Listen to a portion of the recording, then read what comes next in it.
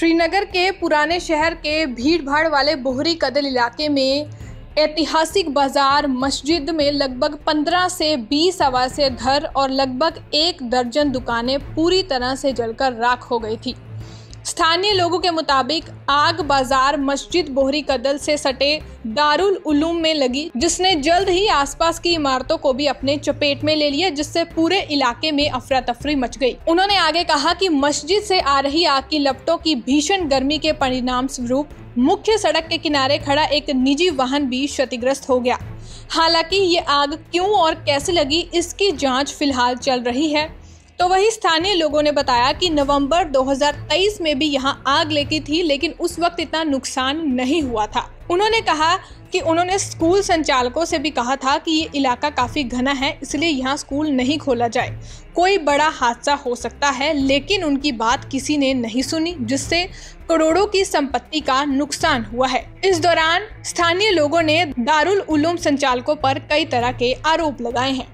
श्रीनगर से मीर आफ्ताब की रिपोर्ट। मेरा नाम इकबाल शफी भट्ट है। मैं यहाँ का ये मस्जिद के साथ का बासिंदा हूँ। ठीक है, एक्चुअली इससे पहले भी यहाँ पे आग लगी थी पिछले नवंबर में। बिकॉज ऑफ वो दारुल ऊपर रखा है, चूल्हे वोले बंदे, किचन रखा है 4th फ्लोर पे किचन। ठीक है, उस टाइम भी ऐसी हालत पाई, ऐसा ही, मगर खुदा का शुक्र है उस टाइम सारा कुछ बच गया था। फिर हमने इनके साथ बात की, उस टाइम बताया अगर आपको ये बनाना है कोई अच्छे तरीके से बनाओ, सब अच्छे तरीके से बनाओ, ऊपर दारुल उलूम नहीं रखना, गैस की मिट्टी कोई नहीं रखना।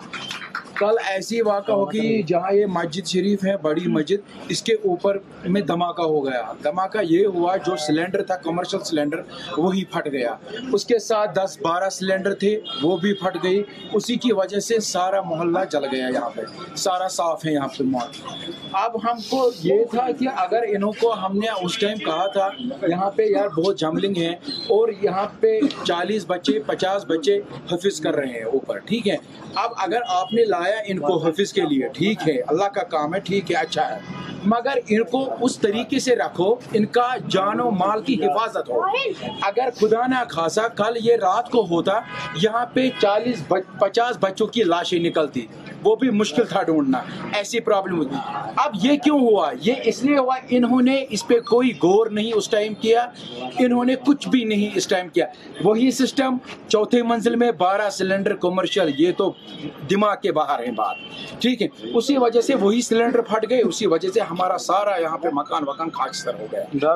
बज़्म तौहीद वालों का है, बज़्म तौहीद वालों का है यहाँ पे। ये माशाल्लाह बहुत जगह है। अगर ये अगर इन्होंने वो कॉम्प्लेक्स बनाया, हमें कॉम्प्लेक्स बनाने की जरूरत नहीं थी। इसको माशाल्लाह सब लोग अपने जेब से देते हैं, ये हमारा दीनी मसाइला है।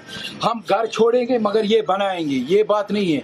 बात ये है कि इनको अगर था तरीका था बनाने का, ये इंसिडेंट बच सकता था, मगर इन्होंने इस पे गौर व फिक्र नहीं की। बहुत पैसे आ गए उस टाइम, लोगों ने भरपूर मेहनत की, मगर फायदा क्या है, हासिल क्या है? हासिल जीरो है।